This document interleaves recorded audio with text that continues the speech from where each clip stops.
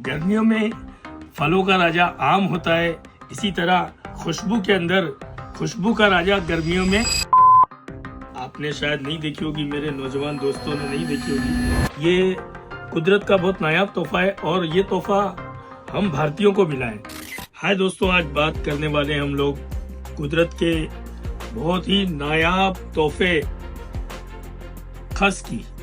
ये इस तरह की जड़ होती है, आपने शायद नहीं देखी होगी, मेरे नौजवान दोस्तों ने नहीं देखी होगी। ये पुराने जमाने में इसका शरबत भी पिया जाता था गर्मियों के मौसम में, जैसे किसी को हॉट स्ट्रोक हो गया या गर्मी लू लग गई, हमारे यहाँ देसी भाषा में बोलते लू लगना, गर्मी होना, तो इसका शरबत पिलाया जाता था जिससे बदन में ठंडक हो जाती थी।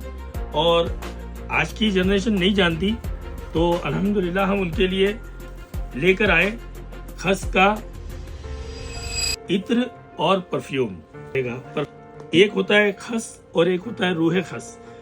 ये रूहे खस जो होती है वो इस तरीके की होती है, जो इतनी गाढ़ी होती है और इसकी थिकनेस देखिए। और एक होता है खस, ये भी खस है।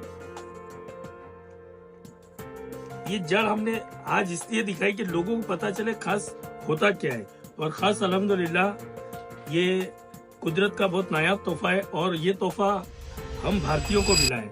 ये सिर्फ हमारे भारत में होती है खस, दुनिया के अंदर कहीं पर भी खस नहीं होती है, भारत में होती है।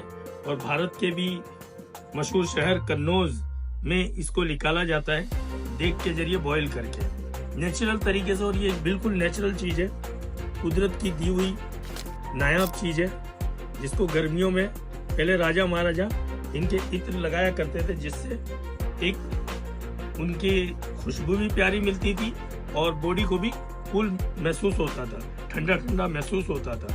गर्मियों में फलों का राजा आम होता है, इसी तरह खुशबू के अंदर खुशबू का राजा गर्मियों में खस होता है। जिन भाइयों ने खस नहीं लगाया है तो एक बार इसका खस को लगाकर इसका एहसास महसूस कीजिए।